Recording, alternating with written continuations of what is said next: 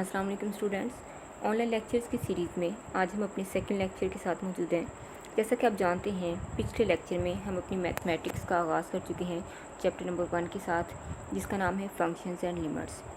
पिछले लेक्चर में हमने फंक्शंस, डोमेन और रेंज के बारे में पढ़ा था और उसके कंसेप्ट को अंडरस्टैंड करने के लिए हमने एक्सरसाइज 1.1 का क्वेश्चन नंबर 1 किया था, जिसमें हमारे पास 2 फंक्शंस दिए गए थे और हमें कहा गया था कि आपने डिफरेंट पॉइंट्स जैसे -2, 0, x-1 एंड x² + 4 पे इनकी फंक्शनल वैल्यूज़ फाइंड करनी है। स्टूडेंट, डोमेन और रेंज के कंसेप्ट को मज़ीद अंडरस्टैंड करने के लिए हम क्वेश्चन नंबर 2 स्टार्ट करते हैं, जो क्वेश्चन नंबर 1 के सिलसिले की ही कड़ी है। क्वेश्चन नंबर 2 में कहा गया है find f(a) + h - f(a) divided by h, और उसे सिंप्लीफाई करने को कहा गया है। क्वेश्चन नंबर 2 को हम क्वेश्चन नंबर 1 की तरह का इसलिए कह रहे हैं कि जिस तरह हमने क्वेश्चन नंबर 1 में x को -2 से रिप्लेस किया था, सेम इस क्वेश्चन में हम x को a + h से रिप्लेस करेंगे, फिर x को a से रिप्लेस करेंगे, और एक्स्ट्रा काम जो हमने इस क्वेश्चन में करना है वो सिर्फ ये है कि दोनों को माइनस करने के बाद हमने उनको एज पे डिवाइड कर देना है। तो स्टूडेंट्स, क्वेश्चन नंबर 2 की मुकम्मल स्टेटमेंट्स ये है, आप अपनी बुक्स पे भी देख सकते हैं। हम अब क्वेश्चन नंबर 2 के सोल्यूशन की तरफ जाते हैं। फर्स्ट पार्ट हम करते हैं। क्वेश्चन नंबर 2 का फर्स्ट पार्ट जो गिवन है आपके पास f(x) = 6x - 9, और हमने फाइंड करना है f(a) + h - f(a) divided by h।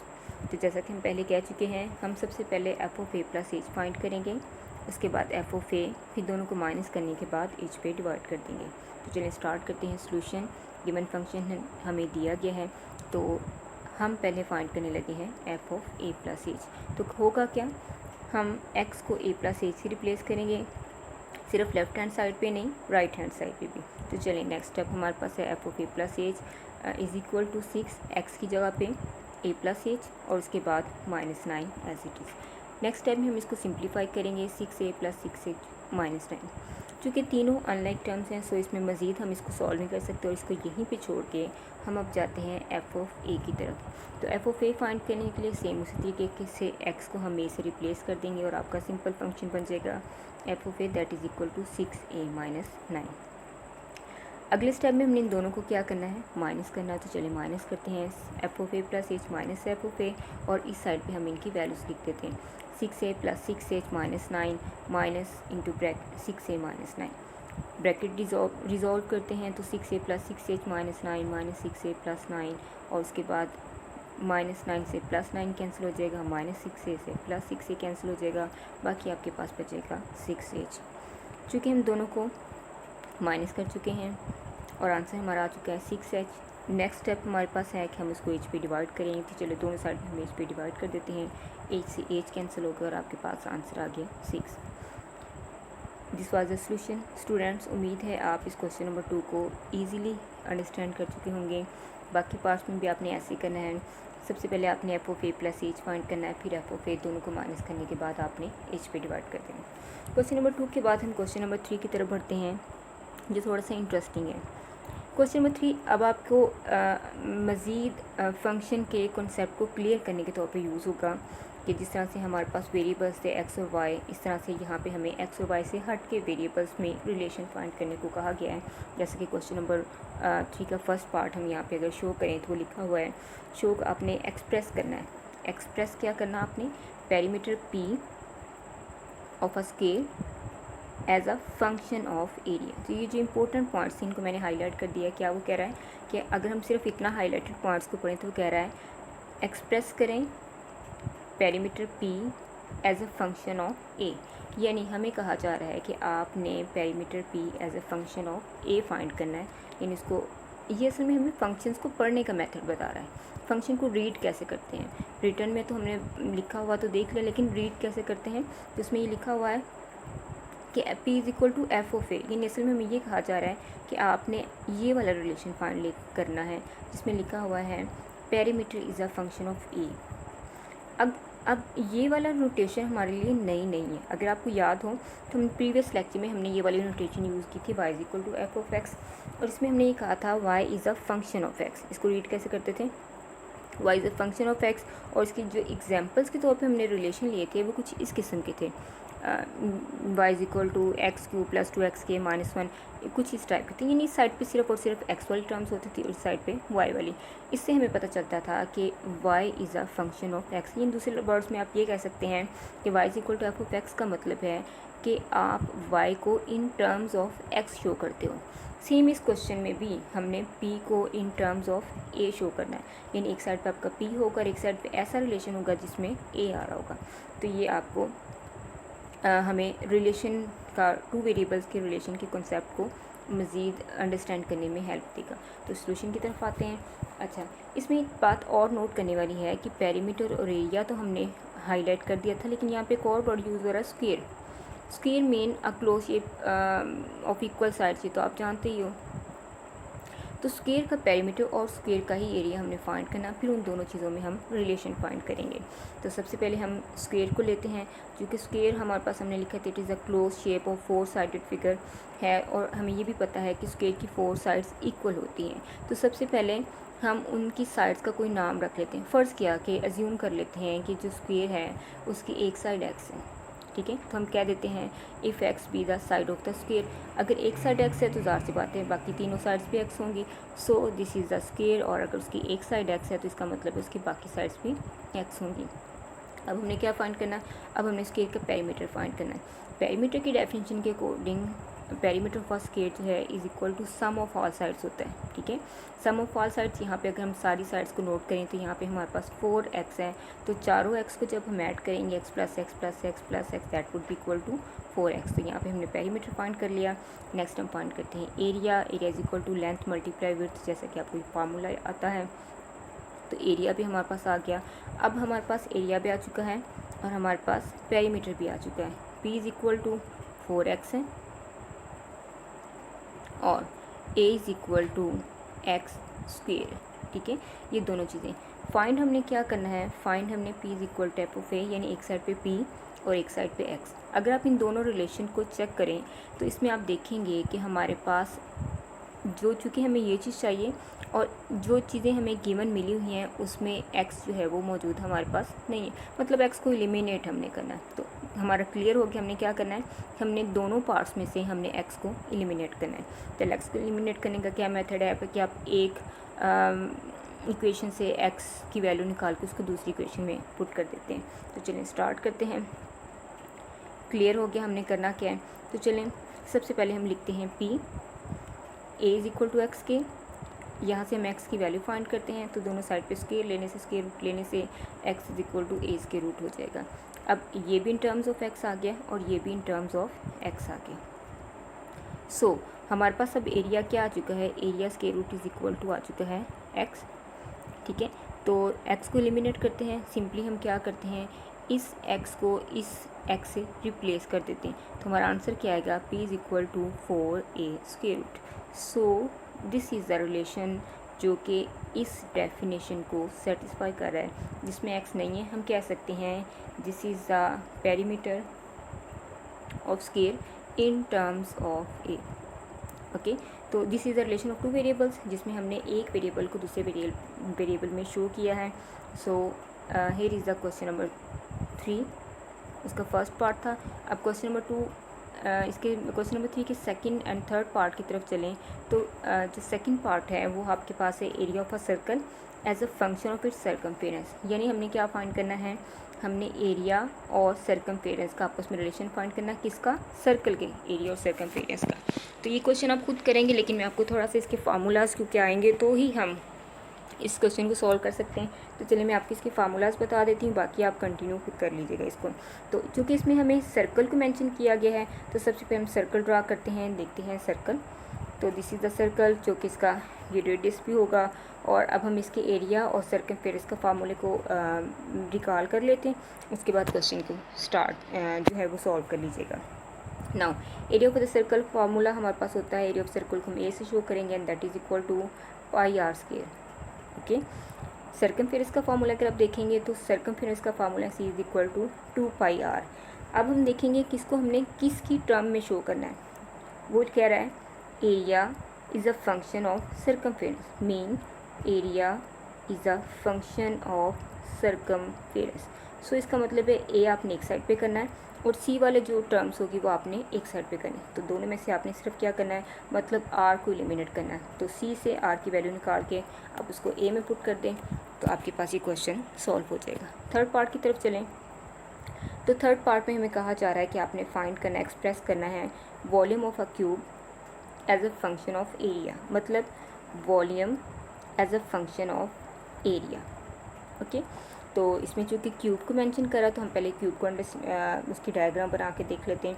Cube आपको याद होगा 3 डायमेंशनल फिगर होती है जिसमें लेंथ, ब्रेड्थ एंड उसकी हाइट इक्वल होती है। एज्यूम कर लेते हैं कि हम उसकी लेंथ, ब्रेड्थ एंड हाइट जो है वो x है। तो उसका फार्मूला देख लेते हैं, volume of the cube that is equal to length width multiply height. आपको याद होगा L length multiply width multiply height, 3x को जब मल्टीप्लाई करेंगे तो x क्यूब आ जाएगा। उसके area of a base, area of base की अगर हम बात करें तो दिस इज़ बेस। ये आपके पास एक रेक्टेंगल एक स्क्वायर की तरह का शो करेगी। तो स्क्वायर के एरिया का फार्मूला हम पीछे डिस्कस कर चुके हैं, that is equal to x square. अब इन दोनों को हमने एज अ फंक्शन शो करना है। किसको किसका फंक्शन शो करना है, v को हमने उसके एरिया का फंक्शन शो करना है। कहता v is a function of area A, so v is function of A. यहाँ से हमें नज़र आ रहा है कि हमने x को एलिमिनेट करना है। तो आप a में से x की वैल्यू निकाल के उसको वॉल्यूम में पुट करें और आपका जो है वो रिक्वायर्ड फंक्शन आपको अचीव हो जाएगा। Students, this was question number 3। Question number 4 की तरफ आएँ तो क्वेश्चन नंबर 4 हमें फंक्शन की डोमेन और रेंज के बारे में अगेन मज़ीद बताएगा, मज़ीद हमारी प्रैक्टिस करवाएगा। देखिए क्वेश्चन नंबर 4 में कहता है find the domain and range of the functions defined below. Question number 1 to question number 3 में भी हमने डोमेन एंड रेंज वाला काम ही किया था, लेकिन हम उसको प्रॉपर डोमेन की फॉर्म में अलग से बताते नहीं थे कि ये डोमेन है, और रेंज भी अलग से निकाल के बताते नहीं थे ये रेंज है, लेकिन काम हम वही करते थे। अब ज़रा हमने ये करना है कि अलग से सेट की फॉर्म में, सेट नोटेशन में लिख देना है what is range and what is domain. Okay, question हमारे जो है वो ये पार्ट्स लिए गए हैं और इन क्वेश्चंस की हमने, इन फंक्शंस की हमने डोमेन एंड रेंज फाइंड करनी है। तो लेक्चर नंबर 1 में आपको याद होगा हमने डोमेन और रेंज को डिस्कस किया था। चलिए हम दोबारा से रिकॉल कर लेते हैं। व्हाट वाज डोमेन, डोमेन हमने कहा था x की, अगर आपके पास कोई फंक्शन x और y में है तो x की ऑल पॉसिबल वैल्यूज़ जो है वो हमारे पास डोमेन होंगी, जहाँ पे y हमारा डिफाइंड है, जहाँ पे फंक्शन हमारा डेफिनेट है। ठीक है, तो डोमेन हमारे पास क्या था, values of x for which y is define हमने उसको डिस्कस कर चुके थे कि इन्फिनिटी आपका नहीं होना चाहिए, आपका एक्सेप्टेबल होना चाहिए, रियल होना चाहिए। ठीक है, दैट वाज डोमेन। और रेंज की हमने डिफिनेशन क्या की थी, range was equal to corresponding values of y। So domain and range को हम रिकॉल कर चुके हैं। अब हमने डोमेन में वो सारे एक्स रखने हैं जहाँ पे आपका आंसर जो है वो आपका डिफाइंड हो, y का फंक्शनल वैल्यू आपकी डिफाइंड हो, आपका फंक्शन डेफिनेट हो। तो चलें स्टार्ट करते हैं क्वेश्चन नंबर 1। क्वेश्चन नंबर 1 अगर आप देखें फर्स्ट पार्ट में तो इसमें जो हमें फंक्शन दिया गया है दैट इज़ लीनियर। ये आपके पास क्या है, function is linear. Linear function वो होता है जिसकी हाईएस्ट पावर 1 होती है। ठीक है, तो ये हमारे पास फंक्शन क्या है, लीनियर। लीनियर फंक्शंस की डोमेन एंड रेंज फाइंड करना बहुत इजी है, क्योंकि आपको याद होगा डोमेन हमने कहा था हर वो वैल्यू x की होगी जो इसको डेफिनेट बनाती है फंक्शन को, यानी जहाँ पे इसका y का आंसर, g ऑफ x का आंसर आपके पास डिफाइंड आता है। तो चूँकि ये लीनियर है, अब डिफाइंड कब आने का हमने कहा था, डिफाइंड कब आएगा, जब इन्फिनिटी होगी। और इन्फिनिटी कब बनती थी, जब आपके पास डिनोमिनेटर में ज़ीरो होगा, तब हमारी इन्फिनिटी बनती थी जो कि अनडिफाइंड है। क्योंकि इसमें डिनोमिनेटर ही नहीं है, इसलिए वो इन्फिनिटी वाला कॉन्सेप्ट तो हमारा इस यहाँ पे पॉसिबल ही नहीं है। सो इसमें कह सकते हैं, इसमें हम तकरीबन तमाम वैल्यूज़ पुट कर सकते हैं, सारे रियल नंबर पुट कर सकते हैं, क्योंकि इन्फिनिटी का कॉन्सेप्ट यहाँ पे आने के चांसेस नहीं हैं, क्योंकि यहाँ पे डिनोमिनेटर नहीं है। सो रियल फंक्शन की डोमेन रेंज फाइंड करना बहुत इजी है। आप लीनियर फंक्शन की सिर्फ यही लिखते हैं कि ऑल रियल वैल्यूज़ हमारी डोमेन होती हैं, set of all real numbers. इसको लिखने के 3 तरीके मैंने बताए यहाँ पे, set of all real numbers भी लिख सकते हैं, आप कैपिटल आर भी लिख सकते हैं जो कि रियल नंबर की नोटेशन है, आप minus infinity to infinity intervals की फॉर्म में भी लिख सकते हैं। और ये याद रखिएगा ये ओपन इंटरवल है, माइनस इन्फिनिटी टू इन्फिनिटी। आप इन तीनों मेथड से जिस तरह से भी चाहें डोमेन जो है वो लिख सकते हैं लीनियर फंक्शन की। और रेंज भी ज़ाहिर सी बात है, सारे के सारे आप पॉजिटिव वैल्यूज़ रखोगे, कुछ पॉजिटिव आंसर आएंगे, नेगेटिव रखोगे नेगेटिव आएंगे, कोई ना कोई आंसर आपके पॉजिटिव नेगेटिव ज़ीरो भी आने के सारे आने के चांसेस हैं, क्योंकि आप सारी वैल्यूज़ रख लें। सो रेंज कुड आल्सो भी equal to set of all real numbers. इसको 3 तरह लिखने का मेथड है। आप इस तरह से भी लिख सकते हो, आर के फॉर्म में भी लिख सकते हो, माइनस इन्फिनिटी टू इन्फिनिटी भी लिख सकते हो। So this was the first part, जब आपके पास फंक्शन जो था वो लीनियर था। नेक्स्ट हमारे पास 2 पार्ट जो हैं, उसमें हमारे पास फंक्शन जो है वो रेडिकल फॉर्म में है, यानी आपके पास स्क्वायर रूट की फॉर्म में। इस किस्म के क्वेश्चन को सॉल्व करने के लिए हमें लीनियर से थोड़ा सा हट के काम करना पड़ेगा, क्योंकि यहाँ पे हमने देखना पड़ेगा हमें कि कौन सी वैल्यूज़ ऐसी होंगी कि जिनको अगर आप वैल्यूज़ पुट करते हो तो आपका आंसर जो है वो डिफाइंड आएगा। तो स्टार्ट करते हैं, एक पार्ट हम कर लेते हैं क्वेश्चन नंबर 4 का सेकंड पार्ट हम स्टार्ट करते हैं, G of X that is equal to x के -4। ओके, रेडिकल क्वेश्चन में प्रॉब्लम थोड़ी सी ये होगी कि यहाँ पे हमने जो है वो डिफाइंड आंसर लेके आना है। स्टूडेंट्स यहाँ पे ये बात याद रखिएगा कि ये जो फंक्शन हमारे पास हैं ये असल में रियल वैल्यूड फंक्शन है, ठीक है। रियल वैल्यूड फंक्शन कौन से होते हैं कि जिसमें आप रियल नंबर्स पुट करते हो और आपके आंसर भी रियल ही आने चाहिए, ठीक है। तो चूँकि ये रियल वैल्यूड फंक्शन है, इसलिए हम यहाँ पे वो वैल्यूज़ पुट करेंगे जहाँ पे आपके आंसर डिफाइंड भी आए और साथ क्या आए, रियल भी आए। एक तो क्या आए, डिफाइंड, और एक आपके पास क्या है, रियल। ये दोनों चीज़ें होनी चाहिए। रेडिकल फंक्शंस में ये प्रॉब्लम होता है स्टूडेंट, यहाँ पे डिनोमिनेटर तो नहीं है, ठीक है, इसलिए यहाँ पे हमारे पास वो इन्फिनिटी का कॉन्सेप्ट भी ख़त्म हो जाता है, इसलिए डिफाइंड का प्रॉब्लम तो हमारा यहाँ पे नहीं रह गया, ठीक है। हमने देखना अब ये है कि हमारा आंसर रियल आना चाहिए। तो रेडिकल जो हमारे पास होता है उसमें रियल आने के चांसेस कब ख़त्म हो जाते हैं, जब हमारा स्क्वायर रूट के अंदर जो है वो नेगेटिव नंबर हो। ओके, स्क्वायर रूट के अंदर जो है वो नेगेटिव नंबर हो तो सारी सी बातें, फिर अयोटा आ जाता है। अयोटा हमारे पास जो है वो एक इमेजिनरी नंबर है, आपको याद होगा, कम्प्लेक्स नंबर है। इमेजिनरी नंबर है, कम्प्लेक्स नंबर है। सो हमने अब कोशिश ये करनी है कि हम इस फंक्शन में, रेडिकल वाले फंक्शन में एक्स की वो वैल्यूज़ रखें जहाँ पे आपका आंसर रियल आए, अयोटा ना आए। और अयोटा कब आता है, जब आपके पास स्क्वायर रूट के अंदर, रेडिकल के अंदर जो है वो नेगेटिव नंबर होता है। सो हमने अवॉइड करना है कि स्क्वायर रूट के अंदर नेगेटिव नंबर ना आए। इस प्रॉब्लम को डिज़ोल्व करने के लिए हमारे पास एक मेथड है, हम वो मेथड यूज़ करेंगे। क्या मेथड है कि आपके पास रेडिकल के अंदर जो भी टर्म हो आप लिखो कि वो पॉजिटिव होनी चाहिए या इक्वल टू 0 होनी चाहिए। तो पॉजिटिव के लिए हम लिखेंगे x square -4 must be greater than और इक्वल टू 0। 0 आ जाए तो भी ठीक है, क्योंकि 0 square root is equal to 0 होता है, तो ये तो एक्सेप्टेबल है, बट नेगेटिव नहीं आनी चाहिए। तो फिर इसका मतलब है पॉजिटिव होनी चाहिए या 0 के इक्वल होनी चाहिए।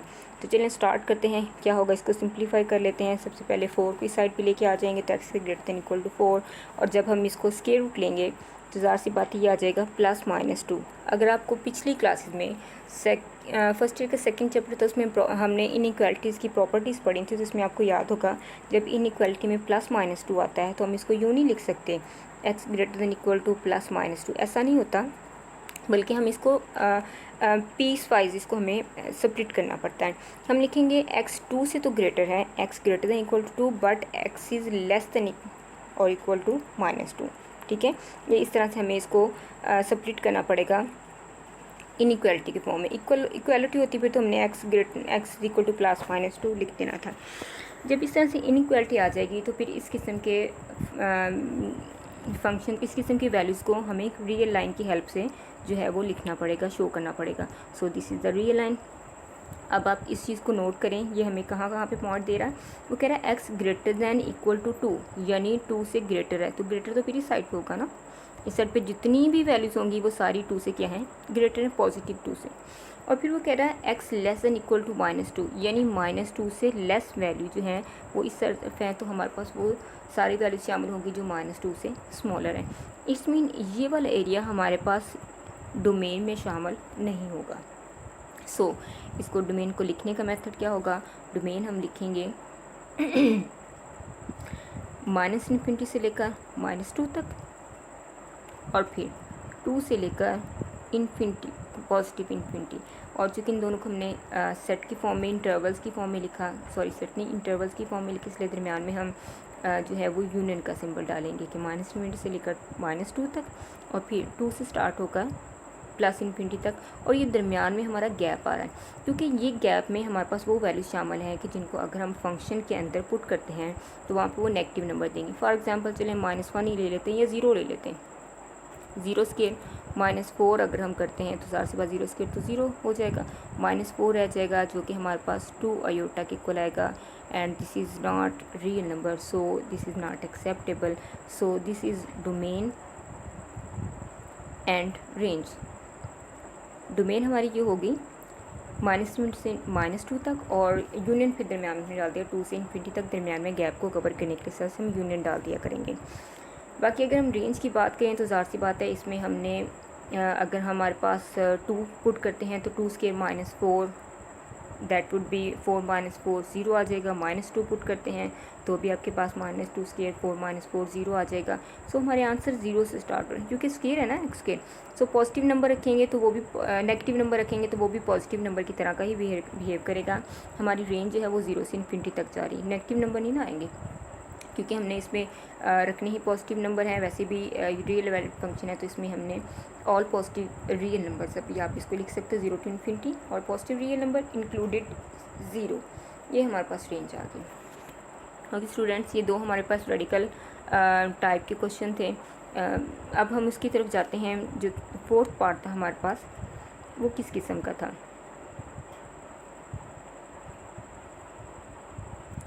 जी स्टूडेंट्स, 4th पार्ट जो हमारे पास था वो ये वाला था मॉडुलस फॉर्म में। First part linear, second and third part हमारे पास रेडिकल टर्म्स पे था। 4th पार्ट हमारे पास मॉडुलस की फॉर्म में। तो चलिए इस क्वेश्चन को हम सॉल्व करते हैं। मॉडुलस के फॉर्म को अगर हम देखें तो g(x) = x - 3 मॉड, अगर आप मॉडुलस को हटाकर देखें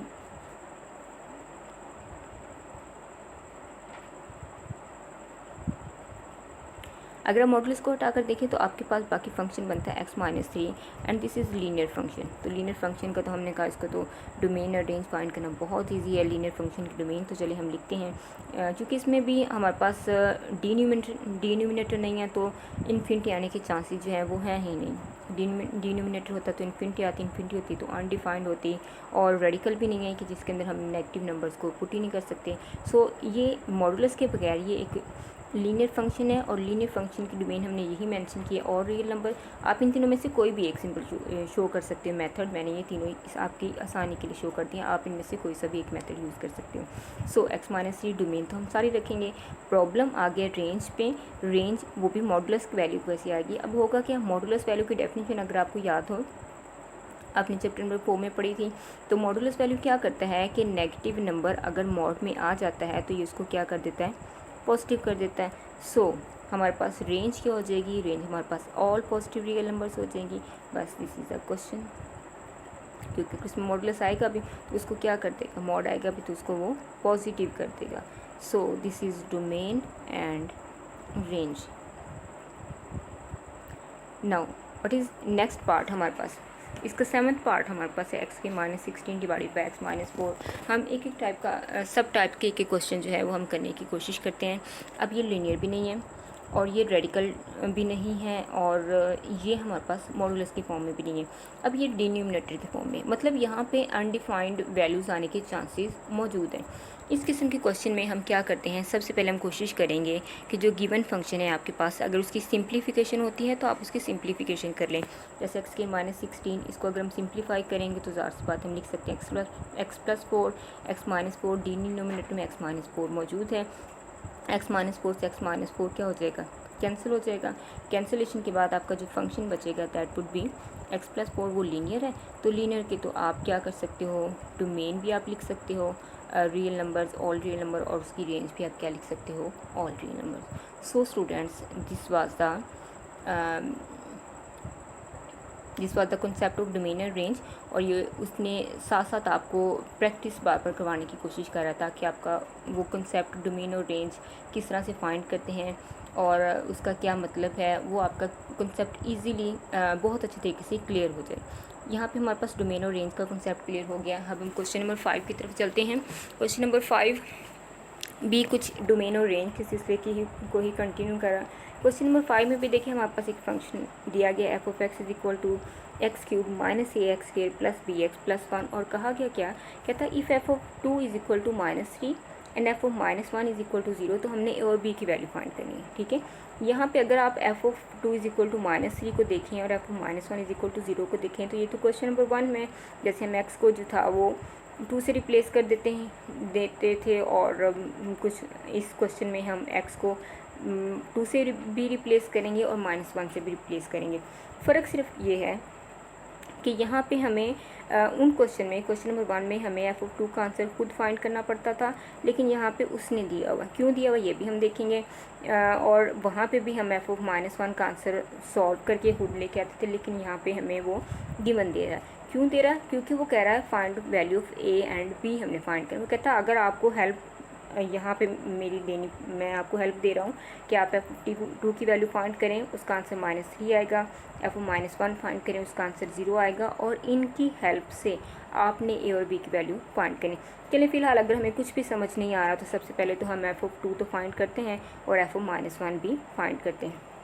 सो स्टार्ट करते हैं। गिवन फंक्शन ये है f of 2 is equal to -3 है, तो सिंपली हम 2 को x को 2 से रिप्लेस कर देंगे। तो चलें बोथ है साइड्स पे हम x को 2 से रिप्लेस करते हैं। F of 2 is equal to 2 cube minus a 2 square plus b x की जगह पे 2 से रिप्लेस किया +1 और इसको सिंप्लीफाई करेंगे तो f of 2 is equal to 8 minus 4a plus 2b plus 1। Okay, यहाँ पे अब हमारे पास एफ ऑफ 2 मज़ीद ज़्यादा कुछ सिंप्लीफाई नहीं हो रहा क्योंकि इसमें ए और बी है ना, लेकिन अब हम उसकी हेल्प लेते हैं कि वो जो एफ ऑफ 2 उसने दिया था -3 उसने किसी काम के लिए दिया था, तो हम ऐसा करते हैं एफ ऑफ 2 की जगह पे -3 वैल्यू उसकी जो गिवन है वो हम पुट कर देते हैं।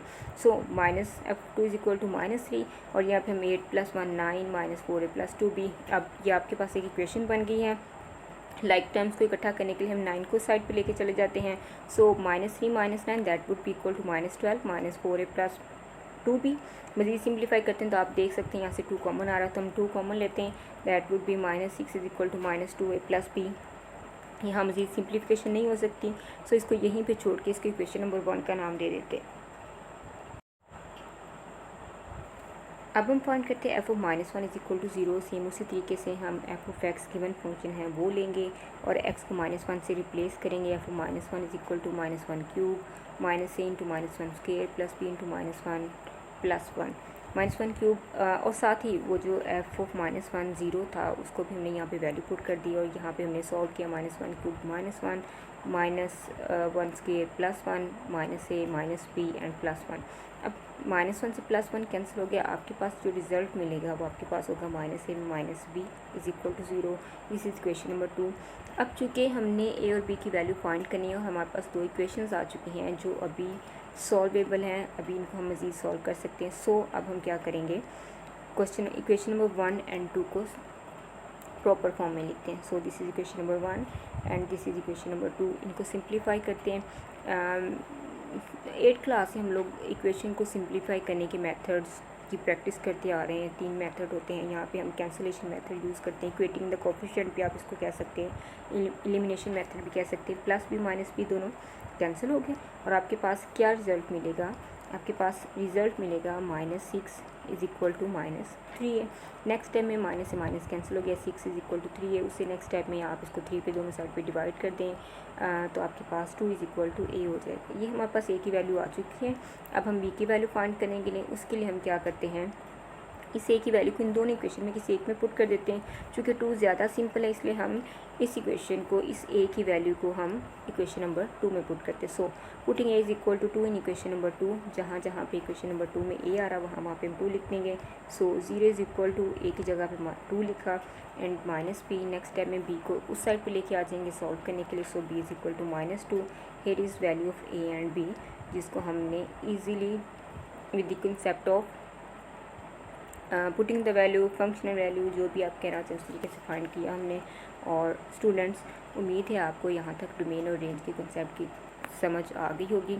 नेक्स्ट क्वेश्चन जो है वो थोड़े से इससे डिफरेंट है। डोमेन और रेंज का कंसेप्ट हम मज़ीद एक्सरसाइज 1.2 में भी देखेंगे, लेकिन फ़िलहाल जो नेक्स्ट क्वेश्चन है क्वेश्चन नंबर 6 से ऑनवर्ड वो अभी फ़िलहाल थोड़े से इससे डिफरेंट है। Okay students, for next lecture, अल्लाह हाफिज़, टेक केयर।